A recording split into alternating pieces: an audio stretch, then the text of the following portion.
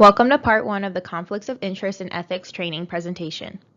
My name is Margaret Gunn-Raymer, and I am an attorney at Tharrington Smith Law Firm in Raleigh, North Carolina.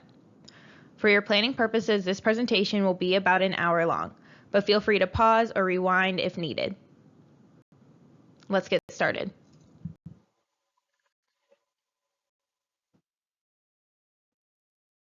So what are we going to be learning today in part 1 of this presentation? First, we'll discuss why you're here. What is the purpose of you viewing this presentation? Next, we will review state law. Third, we will review federal guidance. Finally, we'll briefly review some takeaway items. We'll continue to come back to this agenda so you know where you are in this presentation and what we have left to review.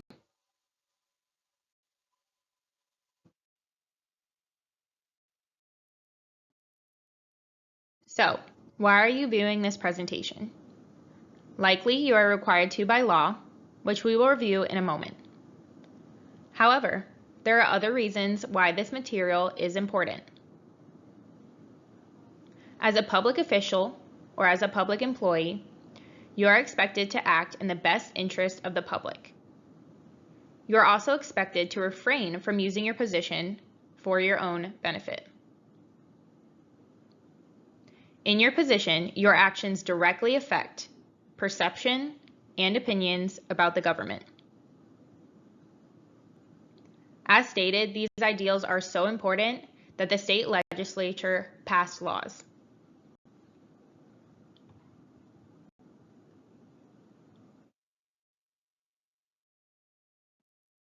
Continuing with the purpose, here's the state law requiring some people to take this training.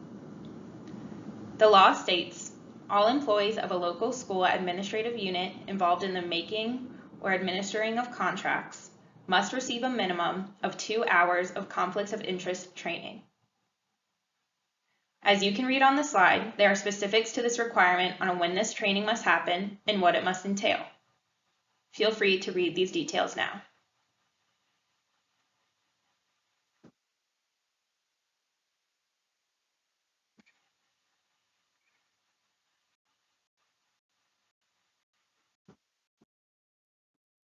So, does this apply to you? All employees of a local school administrative unit involved in the making or administering of contracts. An employee means that you're employed for wages or salary. Basically, this means you're not an independent contractor or a volunteer.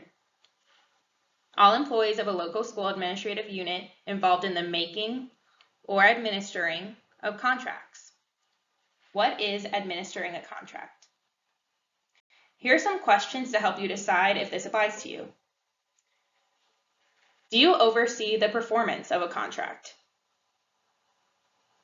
Do you have authority to make decisions regarding the contract? Do you have authority to interpret the contract? Now, what is making a contract? Do you participate in the development of specifications or terms or in the preparation or award of the contract?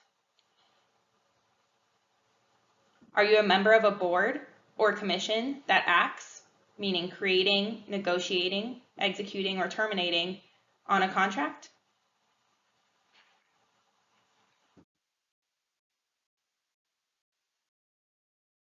This law can be a little bit broad, so let's look at some examples of making or administering a contract.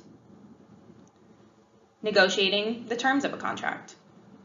Recommending a vendor for a contract. Supervising or evaluating the vendor or the service provider. Placing orders under the contract.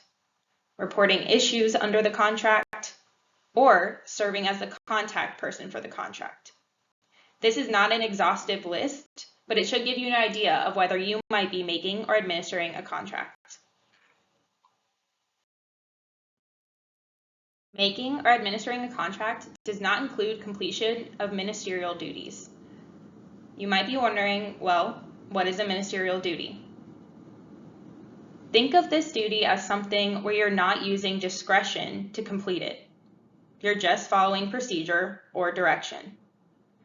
Here are some examples of non-ministerial tasks compared to ministerial tasks.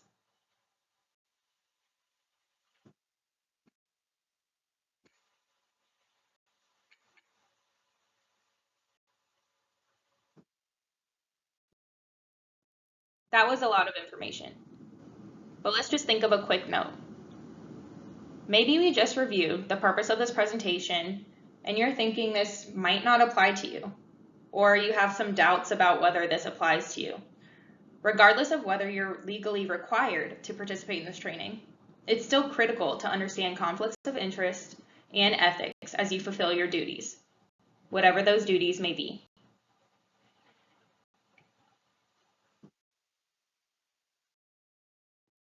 That was a fairly quick review of why we're here, which really is the easy stuff. Now let's get into the important information, starting with North Carolina law. There are various statutes that address conflicts of interest or ethics. We'll take them one by one. This is not an exhaustive list, and as we will discuss in the takeaways, if you ever need more information or if you just have questions, please contact your board attorney.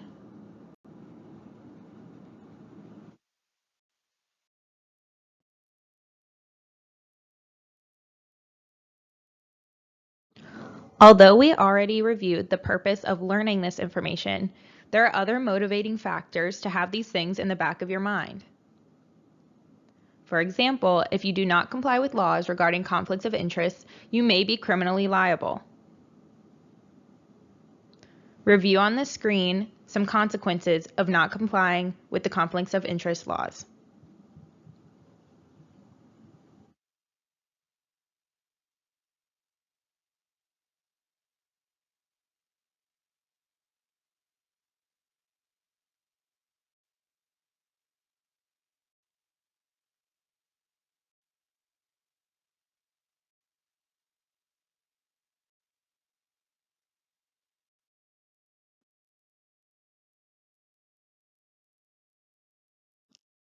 In violating the conflicts of interest in contracting laws, not only may you be punished personally, but any contract created in violation of these laws is void.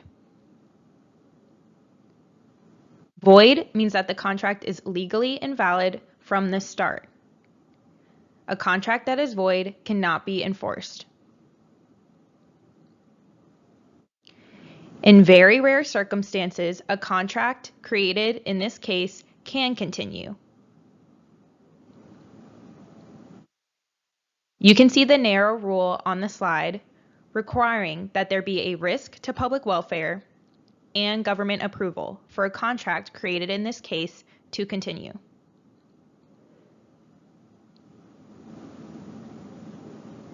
Take a moment to review those requirements on the slide.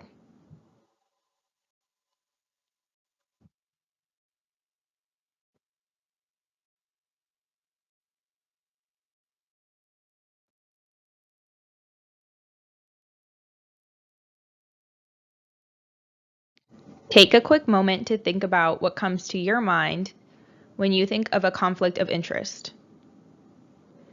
The word conflict implies the clashing of two ideas. So a conflict of interest may be the clashing of morals, motivations. However, in this case, in very broad terms, it means that your loyalty is divided between public and personal motivation. When we discuss conflicts of interest in contracting, that is what we are referring to.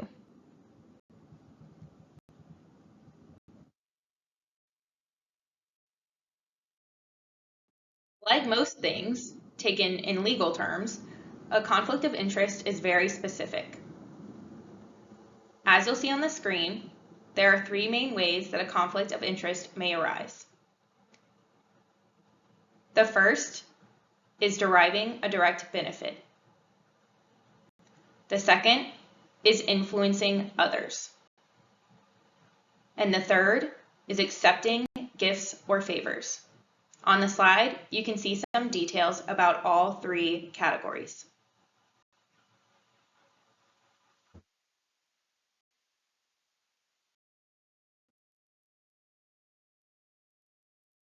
The first way that a conflict of interest may arise is when you are deriving a direct benefit from the contract that you make or administer.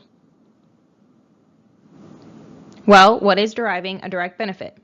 The law outlines 3 ways in which someone might derive a direct benefit. For each of the 3 categories, there's a very important detail in this law. This concept applies to both you individually and your spouse. So maybe give your spouse a rundown on this information when you get home tonight. Take some time to review the 3 ways you might be deriving a direct benefit from a contract. We will talk about each one briefly.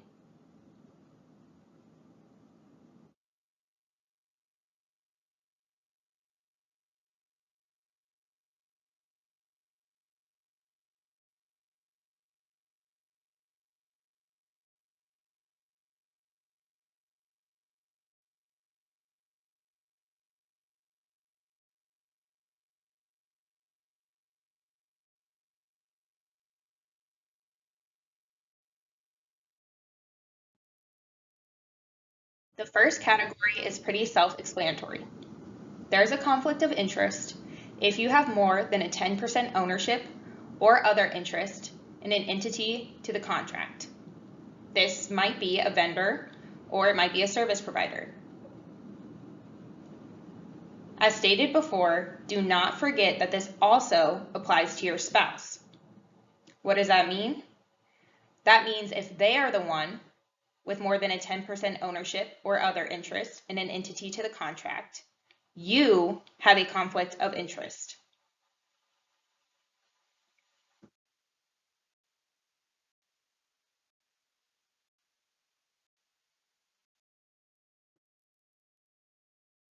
Next, if you are getting income or commission directly from the contract, then there's a conflict of interest.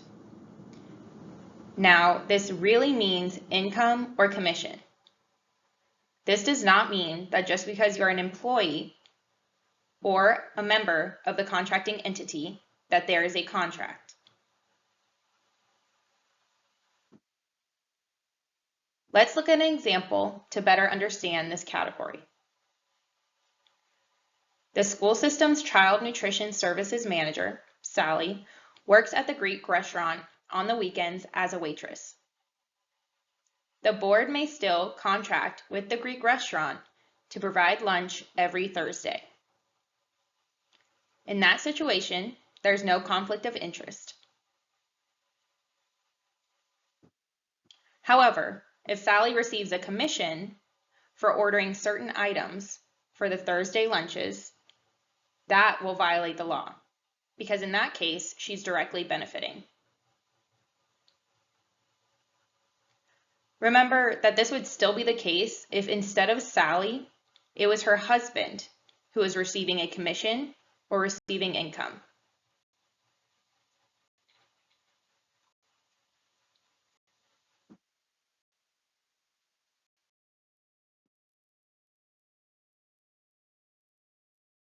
The last way you may be deriving a direct benefit is if you acquire property under the contract. This may seem self-explanatory, like our first category, but let's look at an example to better understand what this means.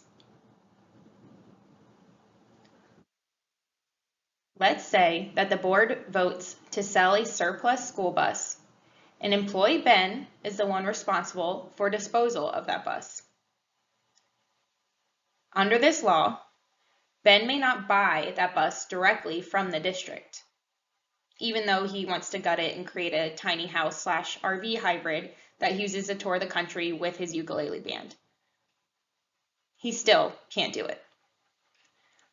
Like before, and as I will always remind you, this applies even if it was Ben's wife who was buying the bus and not Ben. If Ben's wife was buying the bus, then Ben would still have a conflict of interest.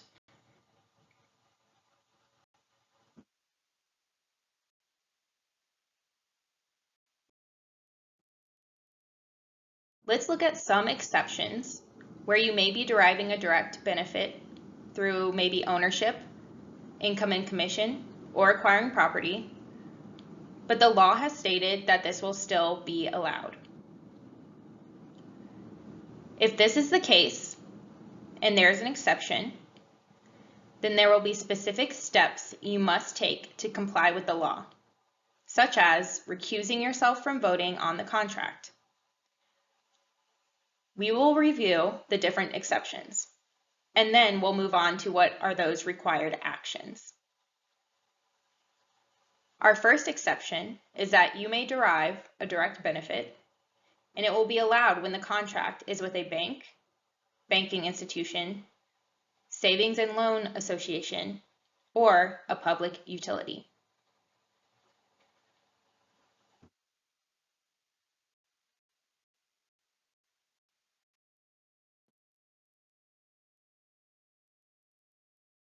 Let's look at the second exception.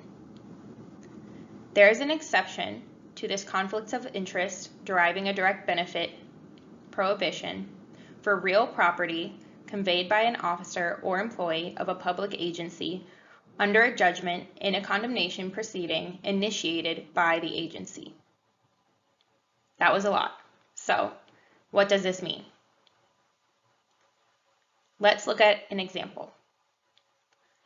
Well, if you, as a board member, own property, maybe a lake house, an empty plot of land, then the district decides they would like that property. You and the board cannot simply exchange that property and exchange a check. In that case, you would be making or administering the contract, and you would also be deriving a direct benefit.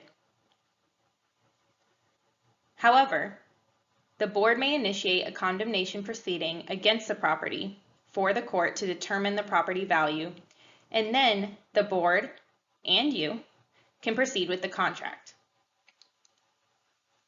As I've stated before, there are certain constraints on the board member in this situation, including compliance with the requirement to recuse. We will discuss that later. Our third exception. There is an exception for an employee relationship between a public agency and the spouse of a public officer of the agency. This exception only applies to a public officer.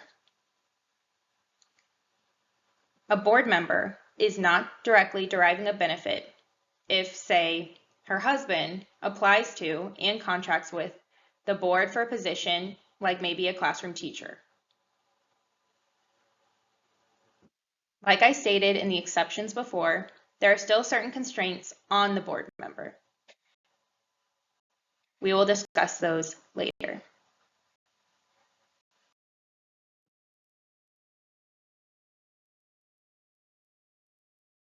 There is an exception for an employment relationship between a local board of education and the spouse of the superintendent of that local school administrative unit. This exception comes with a very important caveat. This is an exception only if the employment relationship was approved by that board in an open session meeting pursuant to board policy. Like before, I've included a quick example. Superintendent Sam's wife may apply to and contract with the board to become an employee of the board.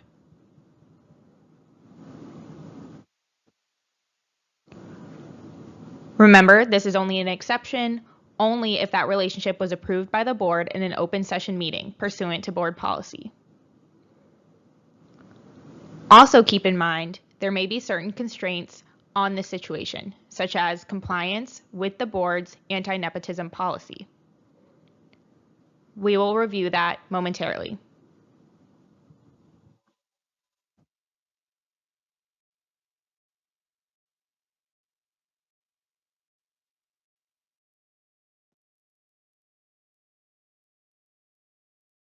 There was one more exception carved out in this statute.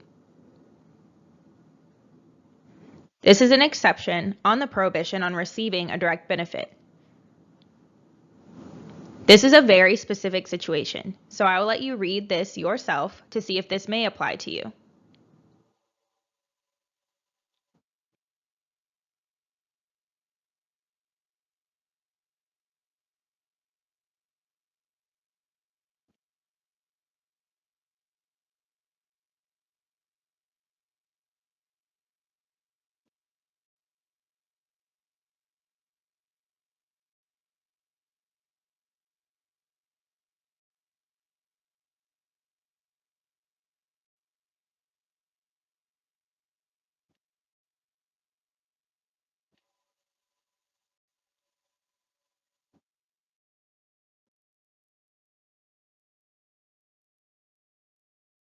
Based on what you read on the last slide, you probably have an understanding of whether this small town exception applies to you or not.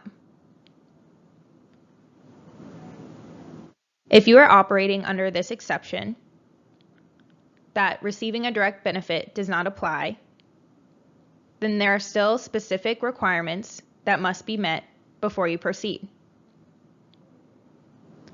Like before, I've listed those requirements on the slide. Please take the time to read those, especially if they might apply to you.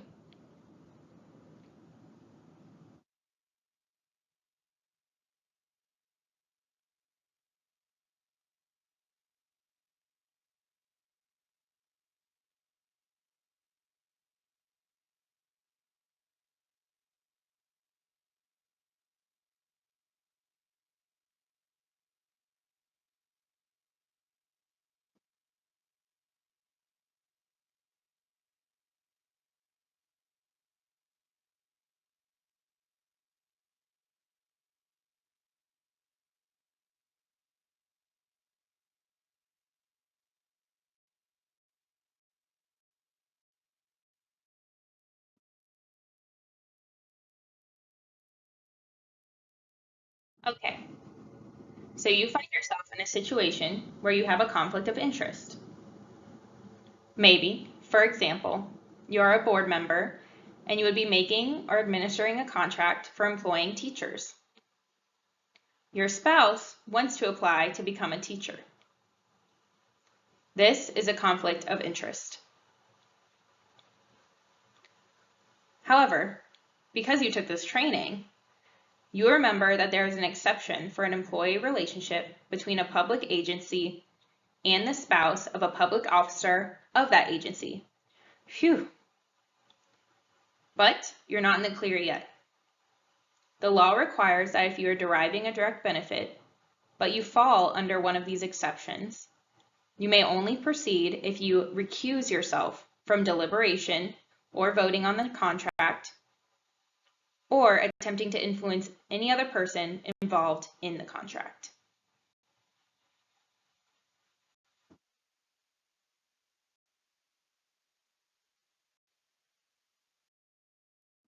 Beyond recusal and making sure that you comply with that requirement if there's an exception, you must also always comply with the board's required anti-nepotism policy. For your convenience, relevant language is on the slide for you to read. Take note of these requirements and also what might constitute immediate family under this type of policy.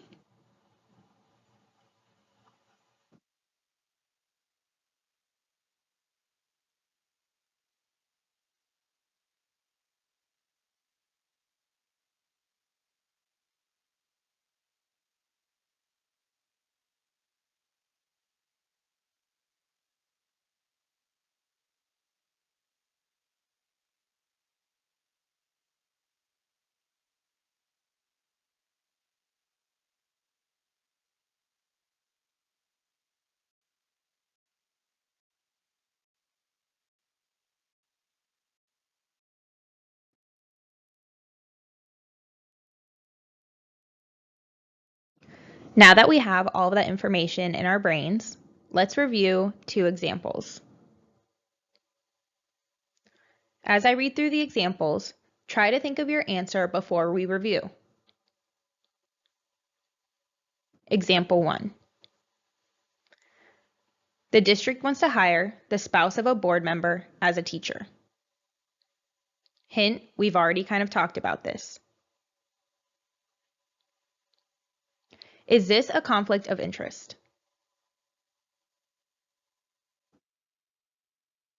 Okay, maybe I already gave you the answer. Yes, this is a conflict of interest. This would fall under deriving a direct benefit. Remember that under that section, your spouse is included.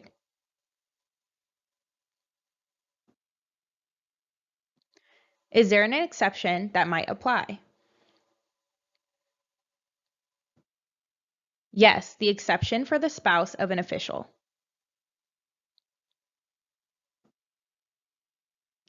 If there's a conflict of interest, but an exception applies, must the spouse on the board recuse him or herself from voting on the teaching contract?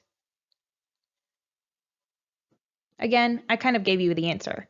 Yes, even though there's an exception, there are still requirements that must be complied with, such as recusing. Next, example 2. The district wants to sell all of their old Chromebooks to a board member. Is this a conflict of interest? You're welcome for giving you the answer. Yes, this is acquiring property, which falls under deriving a direct benefit. The next question to ask yourself is whether there's an exception. No, there's no exception here. You might remember we talked about an exception for property. That was an exception for real property, which means land or buildings that can be in a condemnation proceeding. That does not apply here. Here, we're talking about Chromebooks.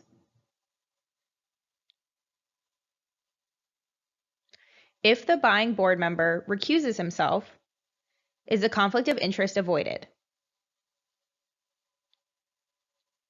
This might be a common mistake. Just by recusing yourself, you are not destroying the conflict of interest. There's still a conflict of interest if there's no exception. And if you recuse yourself, there's still a conflict of interest. So no, if the board member recuses himself, the conflict of interest is not avoided. When performing your duties, especially in making or administrating contracts, try to ask yourself these questions. And if you are confused on an answer or do not understand, always consult your board attorney.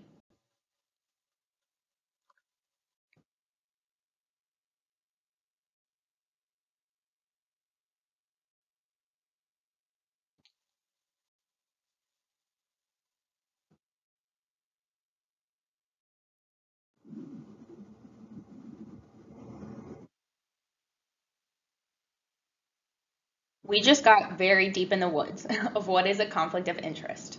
So let's zoom back out and figure out where in this conversation and in this training we are. We started talking about what is a conflict of interest. We know there are 3 types according to state law. First, we discussed what deriving a direct benefit means. This could be ownership, income, and commission, or acquiring property. We also talked about what exceptions there may be for deriving a direct benefit. We also talked about when you may be deriving a direct benefit, but you fall under an exception, what actions you might have to take, such as recusal, in that situation. The next way in which a conflict of interest may arise is by influencing other people as someone who will directly benefit.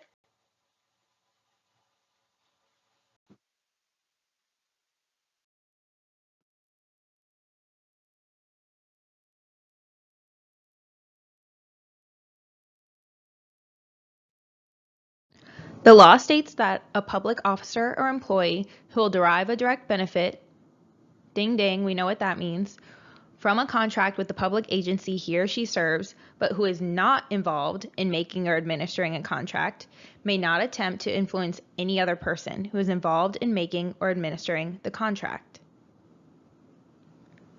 Let's take a moment to think about what this means. Remember in the beginning of our presentation when we talked about what it means to be making or administering a contract. Even if you are not doing those things, you are not making or administering a contract, you cannot attempt to influence someone who is involved in making or administering the contract as someone who might derive a direct benefit from that contract. Take a moment to review the language on the screen to make sure that you understand what this is saying.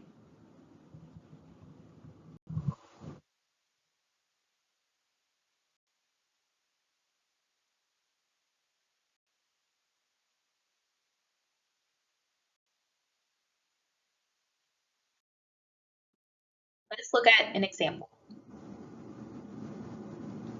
In a decision about vendors for food for football games, the school board may invite vendors to apply to access. A teacher who has a side business, a luxury hot dog stand, may not email a board member attempting to influence that board member to support a contract with their luxury hot dog stand by disparaging other vendors. In this case, that teacher is trying to influence the board member as someone who will directly benefit from the contract because their hot dog stand will then be used at all football games. Remember that this is different than the first category we talked about, deriving a direct benefit. This is true even though the teacher is not involved in making or administering the contract.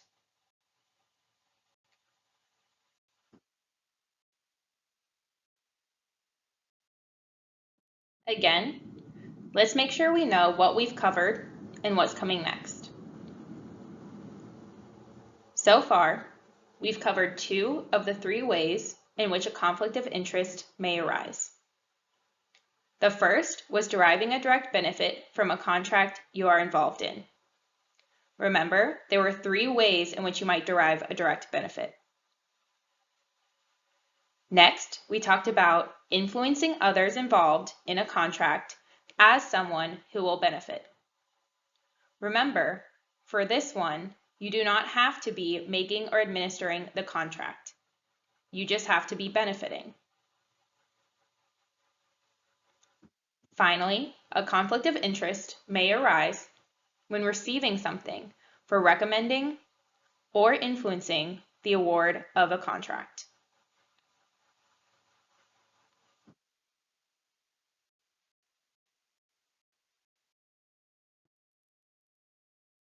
Gifts or favors. No public officer or employee may solicit or receive any gift, favor, reward, service, or even a promise of a reward, including the promise of future employment, in exchange for recommending, influencing, or attempting to influence the award of a contract by the public agency he or she serves. That was a long sentence, so please feel free to read it on the screen to yourself now to check your understanding.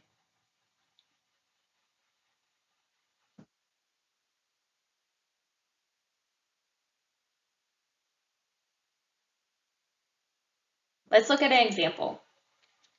Board member Bob wants to work as a salesperson for the local paper store, Dunder Mifflin. Bob asked the owner of Dunder Mifflin, Michael Scott, if he would hire Bob if Bob promises to convince the board to contract with Dunder Mifflin for all of the school system's paper needs. What do you think? Is this a conflict of interest? Yes, this is definitely a conflict of interest. This would also be a conflict of interest if instead of the offer for an employment position, Bob was offered a gift instead.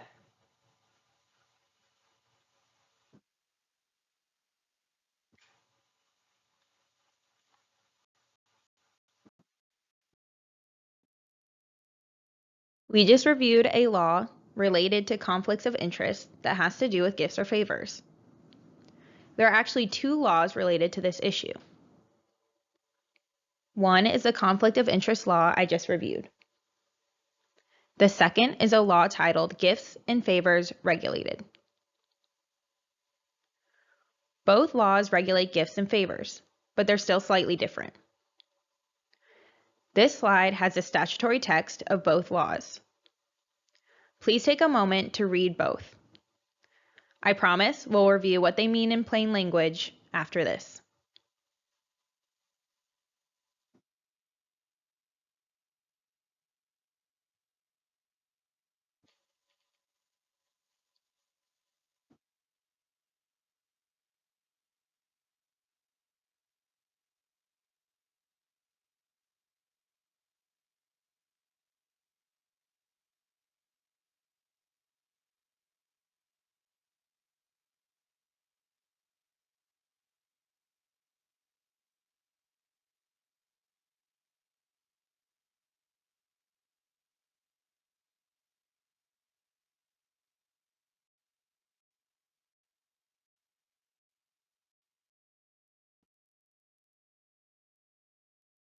In plain language, these two laws are still fairly similar. The first conflicts of interest law prohibits soliciting, which means asking for, or actually receiving any benefit in exchange for helping someone get a contract with the government agency. The second law relates more to gifts in general from contractors. If you are involved in contracting for the school system, you cannot accept any gift or favor from someone who currently has a contract with the school system, has had a contract with the school system in the past year, or who might plan on bidding for a contract in the future. This law actually applies both to district officials and employees and to the contractors giving the gift. We will discuss this law more in depth now.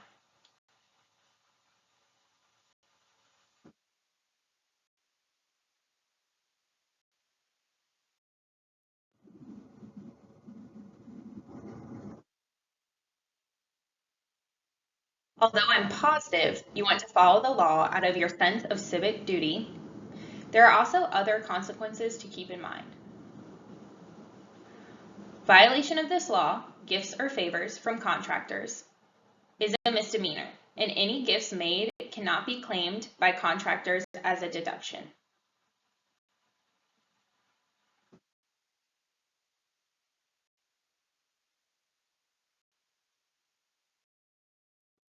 As stated, and as an important note about this law, this applies to both the government agency official or employee and the contractor.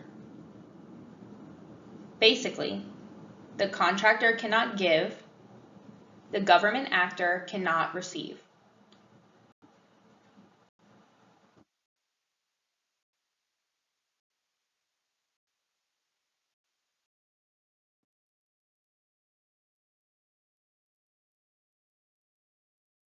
So based on this law, who is included as a contractor?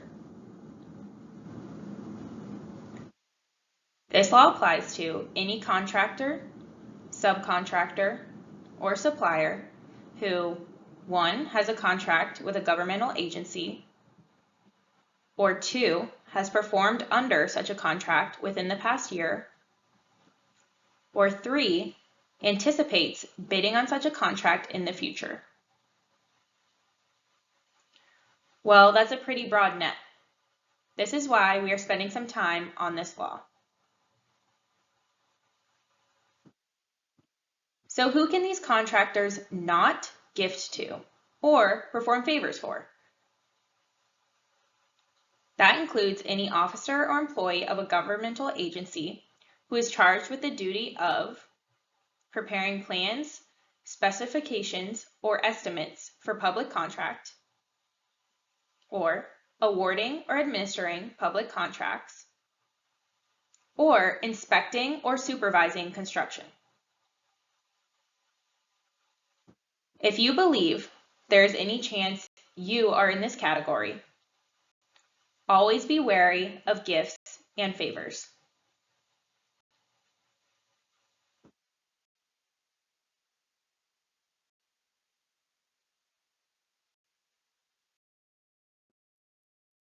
Well, I just told you to be wary of gifts or favors. But what is a gift or favor?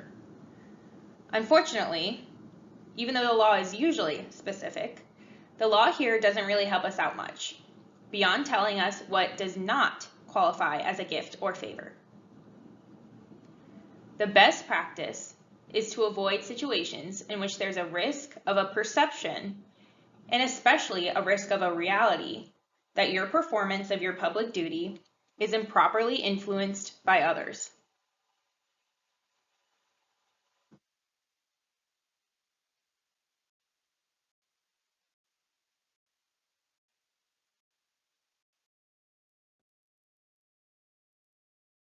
Like I said, the law doesn't give us definitions of gifts or favors.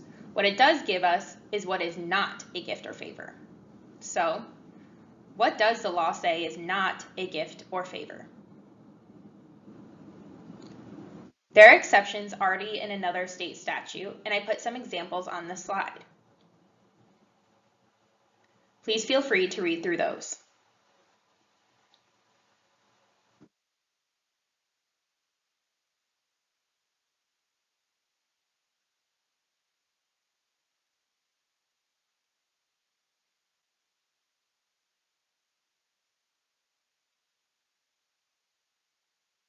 Other things that the law say is not a gift or favor, and therefore an exception for this law, are gifts of honorariums, advertising items or souvenirs of nominal value, and meals at banquets.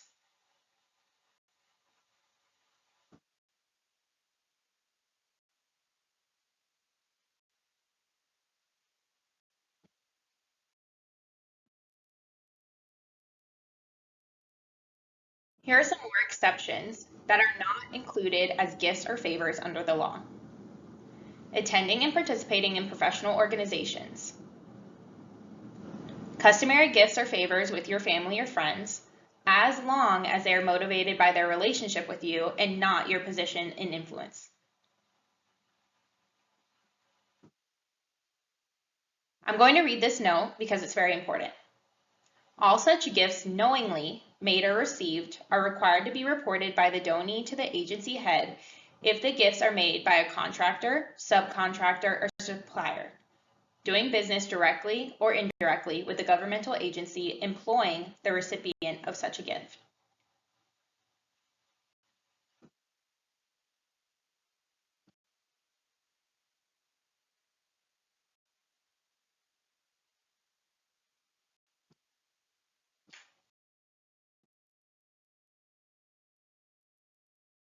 Let's sum up what we've been talking about and put our knowledge to the test with some examples. There are 3 questions on the screen.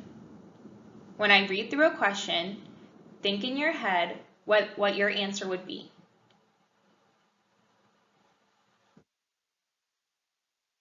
First, should you accept free tickets to a Hurricanes hockey game from the janitorial agency the board contracts with?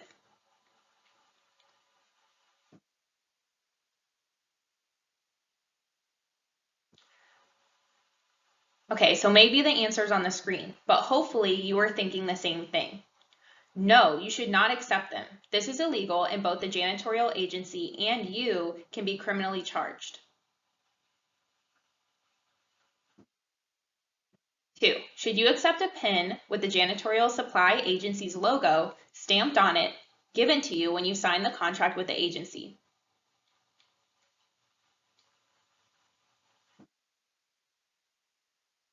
Again, I have the answer on the screen, but hopefully you aren't looking at your desk, looking at some logoed pens and thinking, oh, you might be breaking the law. This most likely is fine. This is a gift of nominal value. 3, should you accept a gift basket for serving on an educational panel at the local university? Again, as the answer suggests, this is an honorarium. You can accept this under the statute exceptions. If any of these examples confused you or you have more questions, feel free to go back in this presentation.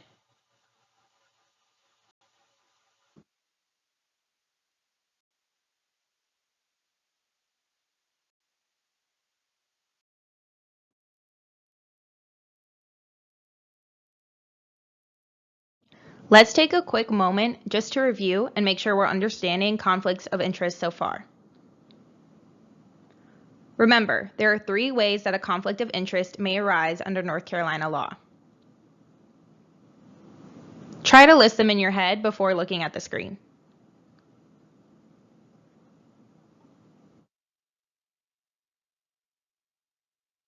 Let's see if you remembered.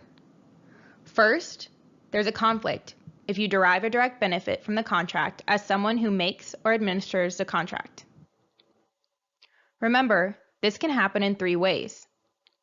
You derive a direct benefit through ownership, income or commission, or acquiring property. Let's see if you remember the big note that I kept repeating about this law. Not only does it apply to you, but applies to your spouse. Correct. So always consider if your spouse is involved in any of these 3 ways. Another note about deriving a direct benefit is remembering what it means to make or administer a contract. Think back to the beginning of this presentation when we compared ministerial versus non-ministerial tasks.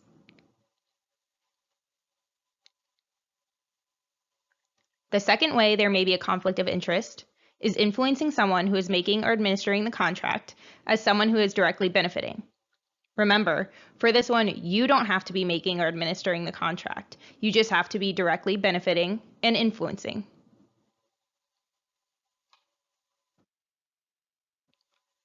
Finally, remember there's a conflict of interest when getting gifts or favors for attempting to influence the award of a contract.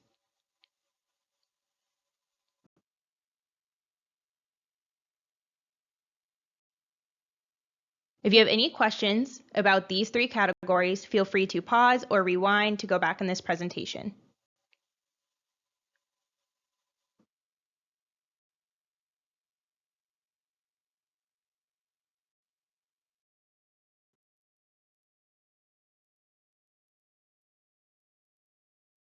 So, where are we? How did we get here? And where are we going next? If you remember, we first reviewed our purpose here today. Then we talked about state laws regarding conflicts of interest and gifts or favors. We did some zooming in where we saw different categories of conflicts of interest. We also looked at some examples. Now we're going to enter a short review of some federal requirements. After we review those, we'll talk about some takeaways you might get from this presentation.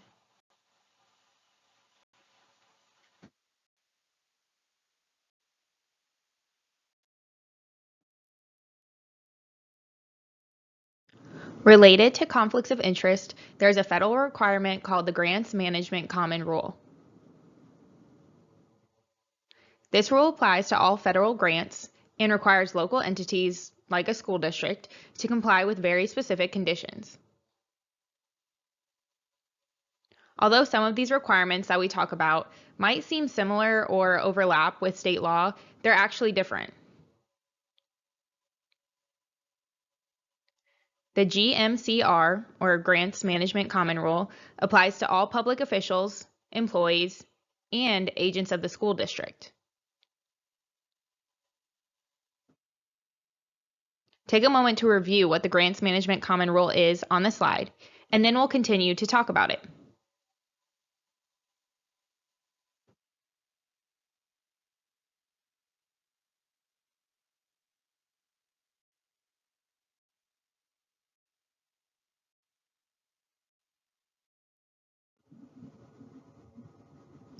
So what are these requirements? First, and very, very importantly, the local government must maintain a written code of conduct. This code of conduct must address the performance of employees engaged in the award and administration of contracts. Again, this is an example of how important preventing conflicts of interest is to our society. This code of conduct must state that no employee, officer, or agent of your local government will participate in the award or administration of a contract supported by federal funds if a real or apparent conflict of interest would be involved. I'll repeat that last part because there's a big difference here between some of the state statute language that we talked about and the language here. This federal requirement applies to any real or apparent conflict of interest. We'll talk more about what it means to have an apparent conflict of interest.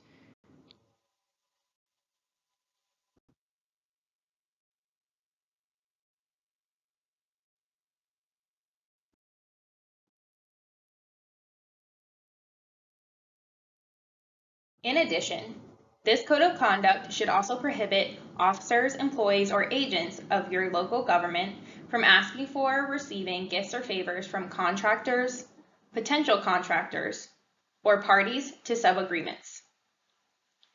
And then they also have a nominal gift exception. There are two major differences between this requirement and the state law.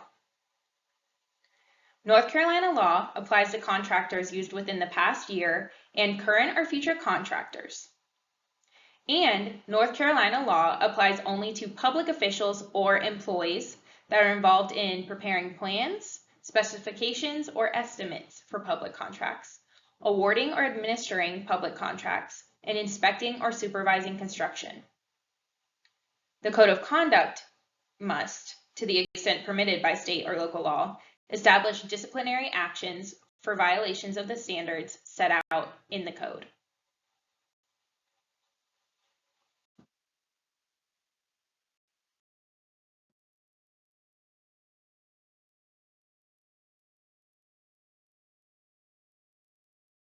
So what does it mean when it mentions a real or apparent conflict of interest?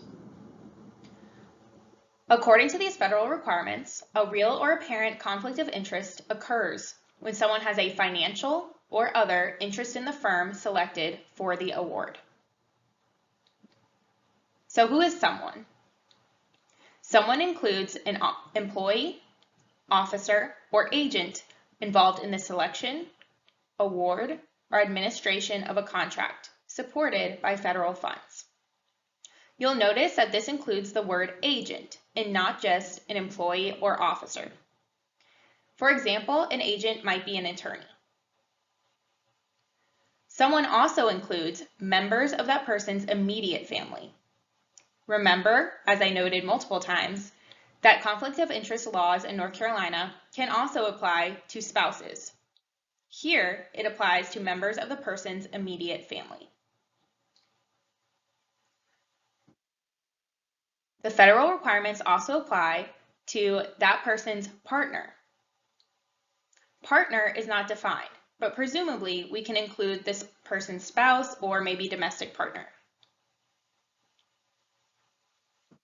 Lastly, someone also includes the current or a soon-to-be employer of that person, a member of the person's immediate family, or the current employer of the person's partner.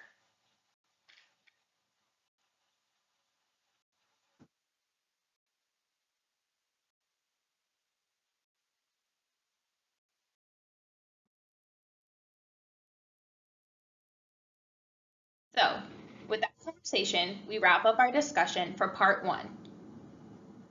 Part 1 of this presentation about conflicts of interest and ethics focused specifically on conflicts of interest according to state law and federal guidance. Please feel free to go back to any section that you may want to spend more time on.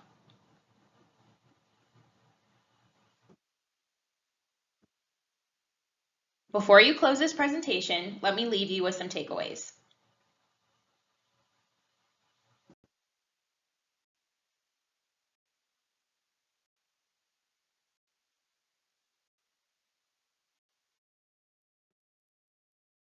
Some takeaway points. In your position with a government agency, such as a school district, everything you do will be scrutinized. For an example, just take a look at the news on any given day.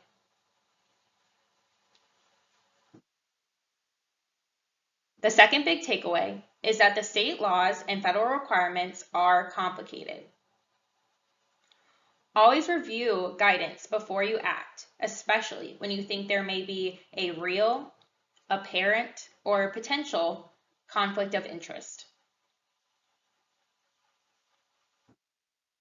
Finally, always check your board policy and feel free to consult with your board attorney if you have any questions or concerns.